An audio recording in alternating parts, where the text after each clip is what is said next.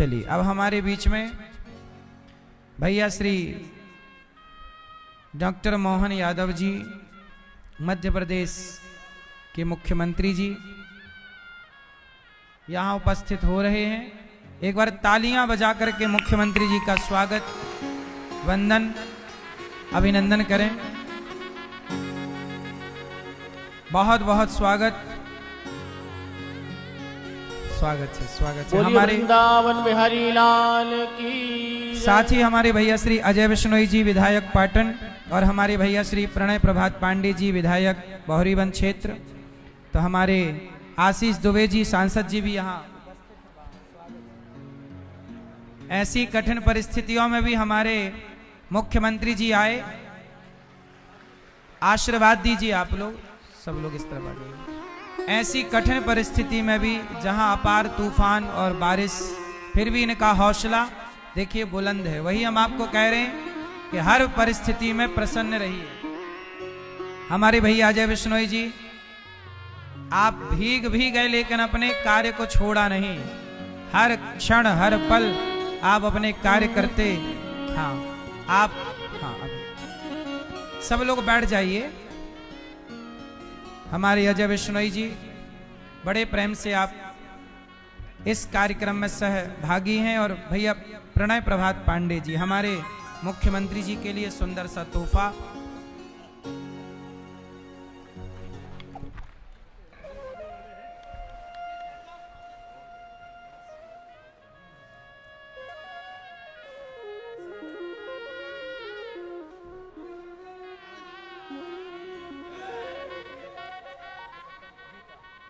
बोलिए नर्मदा मैया की, गौरी गोपाल भगवान की, बांके बिहारी लाल की। सब लोग मंच में भी जो हैं बैठ जाएं। मेरी प्रार्थना है कि सब बैठ जाएंगे और हमारे मुख्यमंत्री जी डॉक्टर श्री मोहन यादव जी से हमको सुनेंगे। सब बैठ जाइए, सब लोग बैठ जाइए। सभी से मेरी विनती है, सब बैठ जाओ। बहुत बहुत धन्यवाद हमारे मुख्यमंत्री जी का कि आपने अपनी जनता से मिलने के लिए, अपने प्रजा से मिलने के लिए आपने ऐसी विषम परिस्थितियों में भी आपने अपना धैर्य बनाए रखा और आपने यहाँ उपस्थित होकर के जनता जनार्दन का दिल जीत लिया है। सब मंच में जितने हैं भैया, सबसे मेरी प्रार्थना, सब बैठ जाइए, सबको बिठाल दो। सबसे प्रार्थना है, बैठ जाइए। श्रीमन नारायण, सब बैठ जाओ, सब लोग भैया, सबको बिठाओ बेटा, सब सभी बैठ जाओ। श्रीमन नारायण नारायण भजमन नारायण नारायण नारायण, श्रीमन नारायण नारायण नारायण, श्रीमन नारायण नारायण नारायण। सब भैया बैठो ना, आप बैठ जाइए, बैठ जाइए, सब बैठ जाइए। सभी कार्यकर्ता भी बैठ जाएं, सब बैठ जाओ।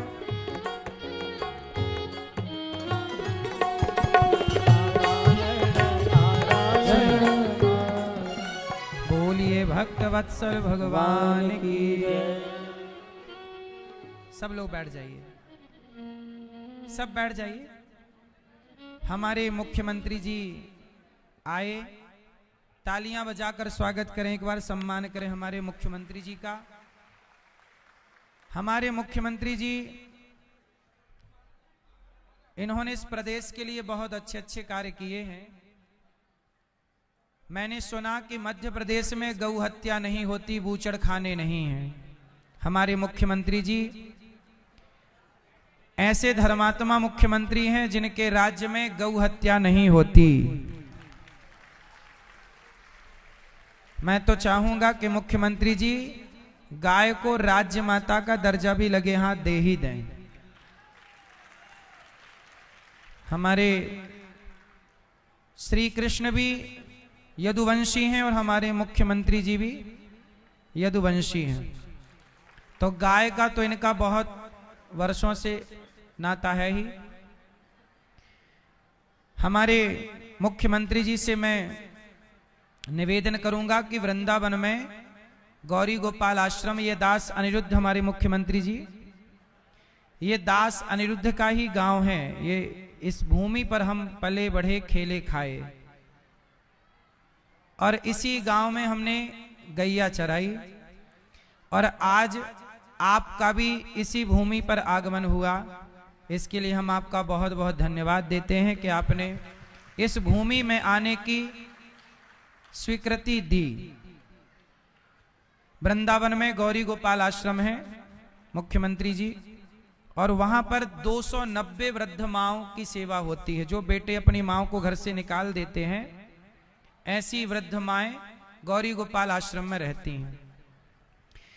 और वृंदावन में अखंड रसोई चलती है, जहां 30,000 लोग नित्य प्रसाद पाते हैं, लगभग 30,000। सब बैठ जाओ बेटा पीछे वाले। मुख्यमंत्री जी, ये जो गांव है ना हमारा, इस गांव में मेरा मन है कि मैं कक्षा 1 से लेकर कक्षा 12वीं तक एक स्कूल बना करके इस क्षेत्र को समर्पित करूं। इंग्लिश मीडियम हो पर निःशुल्क हो। एक ऐसा स्कूल बना करके इस क्षेत्र के लोगों को समर्पित करने का मेरा विचार है। मैं आपसे निवेदन करूंगा कि इस विचार में आपका क्या विचार है, जरूर हमें बताएं। और आप एक बार वृंदावन आकर के गौरी गोपाल आश्रम की सेवाओं को अवश्य देखें। वहां पर जो सेवाएं चल रही हैं वह दिव्य सेवाएं हैं। एक बार सेवाओं को देखें। अब हम मुख्यमंत्री जी से निवेदन करेंगे कि हम उनकी वाणी सुने और उनके विचारों को धारण करें। सभी लोग बैठे रहें, खड़े कोई ना हो। हमारे भैया अजय बिश्नोई जी का बहुत बहुत साधुवाद, तालियों के साथ वंदन कीजिए। हमारे भैया श्री अजय बिश्नोई जी के कारण आज हमें मुख्यमंत्री जी यहाँ प्राप्त हुए, और भैया प्रणय प्रभात पांडे जी, जिनके द्वारा यह कथा संभव हो पाई। ये कथा यदि आज संभव यहाँ है तो हमारे भैया प्रणय प्रभात पांडे जी के कारण है। आशीष दुबे जी यहाँ पर उपस्थित हैं और हमारे कलेक्टर जी भी यहाँ, दीपक भैया उपस्थित हैं, हमारे मुख्यमंत्री जी। अब हम सब आपको सुनेंगे। बोले गोपाल कृष्ण भगवान की, नर्मदे महारानी की। हम सबका सौभाग्य है आज इस धाम में परम पूज्य महाराज जी के आशीर्वाद के साथ हम सब जो अपने अपने अंतर्मन से भगवान राम, भगवान कृष्ण, हमारे सनातन धर्म के प्रति आस्था भी रखते हैं और रोम रोम से हमारे लिए भगवान सदैव अपने को जीवन प्रदान करते हैं। ऐसे में कथा के श्रवण के लिए केवल कान नहीं चाहिए, हमारे रोम रोम से शरीर के अंदर रोमांचित होता, आनंद आता है। महाराज जी आपको प्रणाम करता हूँ, आपका ये आशीर्वाद हमारी सरकार को भी चाहिए। और आज के इस समय में यशस्वी प्रधानमंत्री के नेतृत्व में जैसा समय चल रहा है, सच्चे अर्थों में हमारी समूची जीवन प्रणाली जो एक तरह से वेद वाक्य की दृष्टि से यत पिंडे तत् ब्रह्मांडे, जैसा पिंड है वैसे ही हमारा ब्रह्मांड है। दुनिया हमारी संस्कृति को देखना चाहती है, जानना चाहती है, समझना चाहती है, इसको अपने आप में अंगीकार करना चाहती है, लागू करना चाहती है। अभी कोविड के समय से दुनिया के बड़े बड़े राष्ट्र अध्यक्षों ने भी नमस्कार की महत्ता अपने आप अपना ली है, ये हम सबको मालूम है। जब जान के लाले पड़े दुनिया के अंदर तो प्राण की कीमत समझ में आई, और प्राण की कीमत हमारे जीवन की आचार विचार और संस्कार पर निर्भर करती है। मैं आज हमारे बीच हमारे वरिष्ठ नेता माननीय हमारे बीच अजय वैष्णव जी, उनका भी अभिनंदन करता हूं, जिनके निमित्त आप तक पहुंचाने के लिए उन्होंने हमारी अपनी इस पूरी यात्रा को सुगम भी बनाया और संकल्प शक्ति से हर हालत में, अभी आते आते भी स्लिप हो रही थी, फेल हो रही थी, लेकिन महाराज जी से आपकी चर्चा हुई और ये मार्ग सुगम हो गया। पता नहीं इंद्र देवता भगवान कृष्ण के काल से हमेशा परीक्षा क्यों लेते हैं, ये पता नहीं चलता। उस समय भी गोवर्धन पर्वत के माध्यम से इंद्र देवता को उनका कांच दिखाने का काम भगवान कृष्ण ने करा था। आप भी वृंदावन से आए हैं, आपके माध्यम से भी आज ये पुनः संभव हुआ है कि हमारी अपने धाम में ये जो आनंद समाया हुआ है। आज के इस अवसर पर हमारे लोकप्रिय सांसद मान्यवर आशीष उपाध्याय जी, दुबे जी, अब मैं तो अध्याय और उपाध्याय में ही बैठा हूं। महाराज जी कथा के अध्याय कर रहे हैं और मैं मान के चलता हूं कि भगवान कृष्ण के काल में आज आशीष जी ने हमारे बीच में जबलपुर जैसी धार्मिक नगरी भी, माँ का आशीर्वाद जिसको है, ऐसे स्थान का सांसद बनना ये बड़ी बात है। और साथ में हमारे संस्कृति मंत्री, पर्यटन मंत्री माननीय धर्मेंद्र लोधी जी, इस अवसर पर माननीय गुड्डू भैया प्रणव पांडे जी, संतोष बरकड़े जी, माननीय विधायक, हमारे एक और पूर्व विधायक नीलेश जी, और सारे के सारे हमारे जिला पंचायत अध्यक्ष जी से लगाकर सारे पदाधिकारीगण और सारे भक्त, आप सबको प्रणाम करता हूं। और महाराज जी आपके आशीर्वाद से सरकार बनने के बाद माननीय जिलाध्यक्ष पटेल साहब भी यहाँ है, ऐसे कई निर्णय हमने किए हैं। जब हम निर्णय कर रहे हैं कि मध्य प्रदेश के अंदर भगवान राम ने जहां जहां लीलाएं की है, चाहे वो चित्रकूट हो या उनके वन गमन पथ का कोई स्थान, और ऐसे ही भगवान कृष्ण कंस को मारने के बाद शिक्षा ग्रहण करने उज्जैन आए और मध्य प्रदेश से कई बार आए गए। रुक्मी से रुक्मणी माता के हरण के समय धार के पास हमजेरा में उनका युद्ध हुआ। जाना पाव पे आचार्य सांदीपनि को उनके गुरुपुत्र लौटाने के लिए हथियार की जरूरत थी, तो परशुराम जी ने उनको सुदर्शन चक्र दिया था।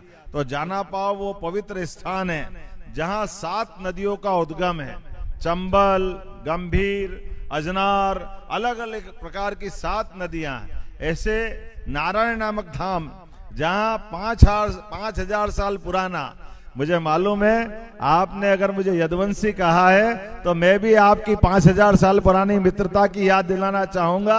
वो काल हमारे लिए अद्भुत है, जिसके आधार पर आज दुनिया सदैव गर्व करेगी कि गरीबी और अमीरी की मित्रता क्या होती है। स्कूल जीवन में, आश्रम की पद्धति में कोई मित्र बन जाए और उस मित्र को भी उस दौर में वहां याद रखे।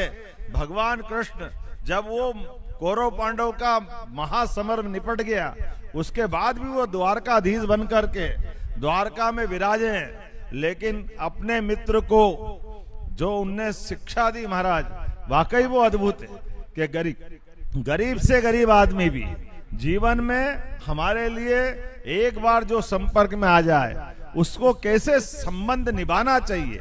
और मैं अगर विनम्रता से थोड़ी सी उसकी घटना बताना चाहूंगा कि भगवान कृष्ण ने सुदामा को जो मदद की, ये आज भी हमारे लिए समसामयिक है।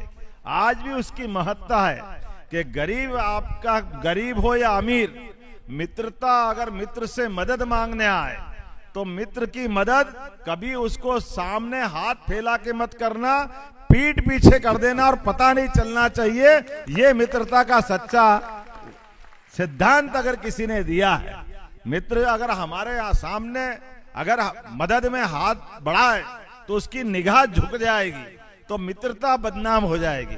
तो मित्रता को बनाए रखने के लिए, उसको समान आदर देने के लिए जो देना वो सब दे दो, लेकिन पीठ पीछे मदद करो और उसके मन में सामने एहसास मत करने दो कि आपने उसकी मदद करके एहसान किया है।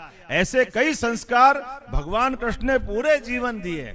हम सब भगवान कृष्ण के लिए भी, इसलिए जहां जहां भगवान कृष्ण की लीला हुई सभी को हम तीर्थ धाम बनाने जा रहे हैं। पूरे प्रदेश के अंदर जहां जहां भगवान गोपाल कृष्ण की लीला हुई, भगवान श्री राम की लीला हुई, प्रत्येक स्थान पर हम काम कर रहे हैं। इतना ही नहीं महाराज, जहां जहां हमारे धार्मिक नगर है, उज्जैन, ओंकारेश्वर, महेश्वर, मैहर की माता जी, पन्ना, कटनी, ओरछा, चित्रकूट, अमरकंटक, ऐसे 19 नगरों में जहां दारू की दुकान, शराब की दुकान के ठेके होते थे, हमने सब बंद करा दिए।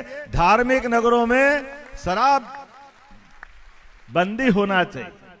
और आगे बढ़ करके जहां पूरे प्रदेश के अंदर खुले में मांस और इस प्रकार की दुकानें चलती थी, जो हमारे लिए सनातन धर्मी के लिए अटपटी भी लगती थी और हमारी खाद्य सुरक्षा अधिनियम का भी उल्लंघन करती थी, हमने कहा भाई कानून का शासन है मध्य प्रदेश में, हम खाने से तो मना नहीं कर सकते, लेकिन दिखाना क्यों है?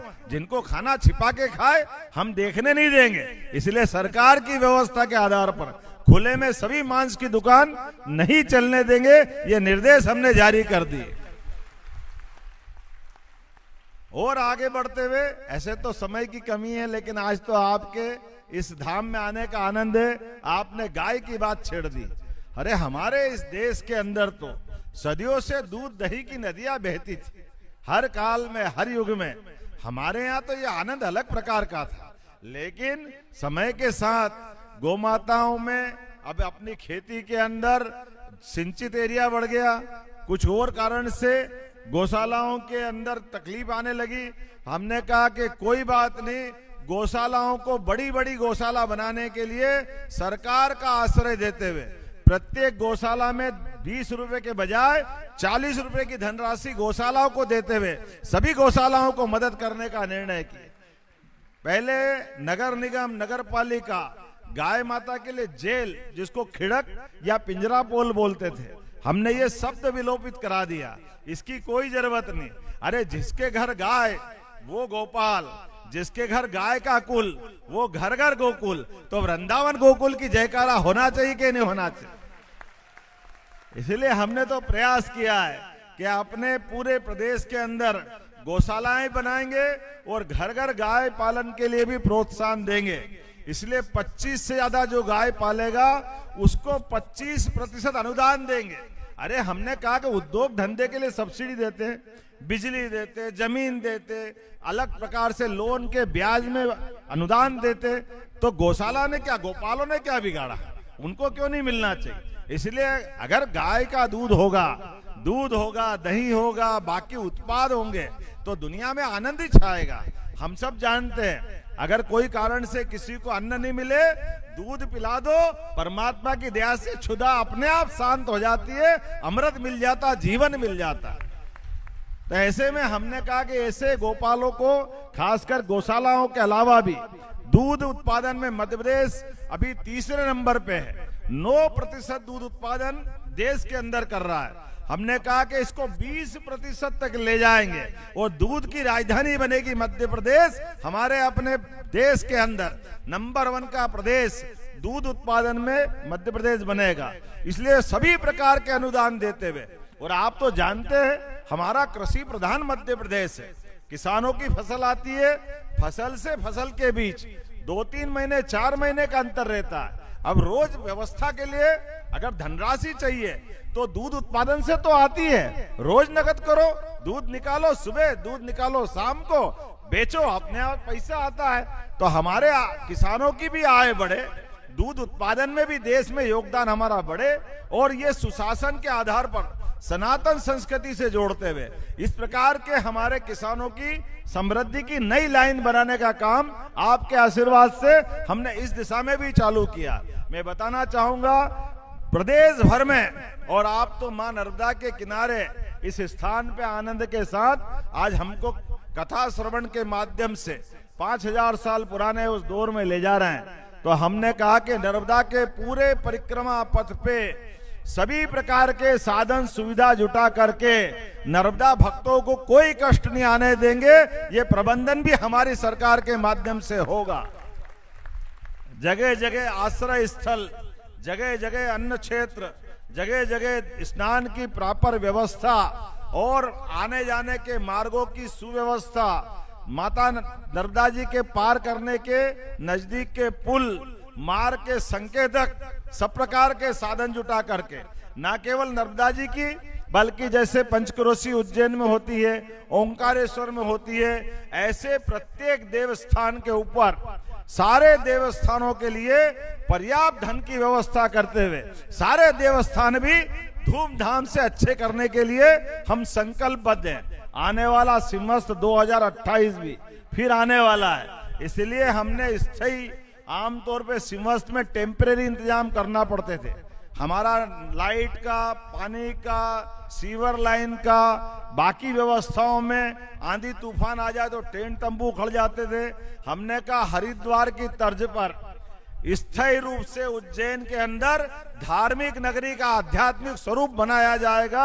ये व्यवस्था भी हमारी सरकार के द्वारा करने का संकल्प हमने लिया है। पूरे देश और दुनिया में वैदिक घड़ी हमारे माध्यम से काल गणना की नगरी उज्जैन रही है।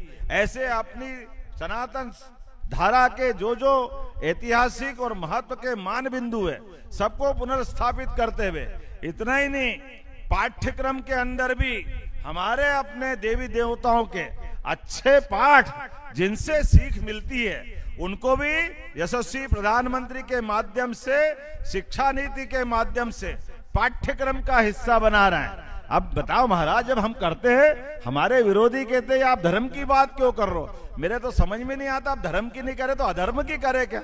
उनकी तो मति मारी गई, वो तो जो मर्जी आए करे, लेकिन आपके आशीर्वाद से हमारी सरकार ये सब करते हुए अपने मूल विकास के काम, जिसके आधार पर मध्य प्रदेश आर्थिक रूप से भी समृद्ध बनकर पूरे देश में नंबर 1 का राज्य बने, इसलिए खेती, उद्योग, धंधे, युवा, महिला, किसान, गरीब सबकी बेहतरी के लिए समान रूप से काम करती जा रही है। मैं मान के चलता हूं यशस्वी प्रधानमंत्री के आशीर्वाद के साथ मध्य प्रदेश निश्चित रूप से देश का नंबर 1 राज्य बनेगा। और आपने विद्यालय की बात कही है, मैं तो विद्यालय से स्वयं को अपने आप जोड़ करके, हम तो विद्यालय की बात तो मानते ही हैं। मैं तो चाहूंगा आप महाविद्यालय भी खोले, सरकार आपके साथ रहने वाली। विद्यालय, महाविद्यालय ये वास्तव में हमारे जीवन में ये सत्कर्मों का संकल्प है, अगली पीढ़ी को अच्छा करने का संकल्प है। महाराज जी, आपके संकल्प में मुझे सांदीपनी जी का संकल्प दिखाई देता है, जिनके माध्यम से हमारी वो गौरवशाली परंपरा, जब कंस को मार करके भगवान कृष्ण ने उसका उस समय का सबसे बड़ा पराक्रम दिखाया। लेकिन ये भारतीय संस्कृति की विशेषता है कि चाहे कितना बड़ा भी पराक्रम कर दिया है, लेकिन भगवान कृष्ण की शिक्षा दीक्षा बाकी थी। इसलिए वो इतिहास बना है कि उनने कंस को मारा और उनको शिक्षा दीक्षा देने के लिए उज्जैन आए। और उज्जैन आकर के एक विद्यार्थी किस रूप में दुनिया में जाना जाता है, 64 कला, 14 विद्या, 18 पुराण, सारे उपनिषद, चारों वेद, सभी में निष्णात होकर के योगेश्वर कृष्ण जीते जी श्री कृष्ण वंदे जगत गुरु, जो अपने जीते जी शिष्य से गुरु के रूप में स्थापित हुए, वो काल को स्थापित करने का आपका संकल्प है। हम सब आपके साथ हैं, निश्चित रूप से आपकी इच्छा भी पूरी होगी। मेरी अपनी ओर से पुनः आपका वंदन, अभिनंदन। एक बार जोर से जयकारा लगाएं। और विष्णु वराह मंदिर, अजय भैया अपने काम की बात भी बता रहे हैं। हम सब जानते हैं, वाकई में विष्णु वराह मंदिर देख के आया हूं, अद्भुत मंदिर है। हमारे देवी देवता भी हमको क्या क्या सिखाते हैं आप बताओ। हमारे अवतारों में भगवान विष्णु के एक वराह अवतार भी है। जब पृथ्वी रसातल की तरफ जा रही थी तो वराह अवतार हो गया, और वराह अवतार के माध्यम से भी उनके अपने उस लगभग 1200 साल पुरानी प्रतिमा, जिसमें सभी प्रकार के गौरवशाली इतिहास के सारे पृष्ठ एक तरह से पत्थरों में अंकित है। मैं मान के चलता हूं धर्मस्व विभाग के माध्यम से आज मंत्री भी यहाँ आए, कलेक्टर के माध्यम से आप प्रस्ताव भिजवाओ, हम उसके लिए भी जो आप चाहोगे उसको भव्य दिव्य बनाने के लिए निश्चित रूप से संकल्पबद्ध हैं।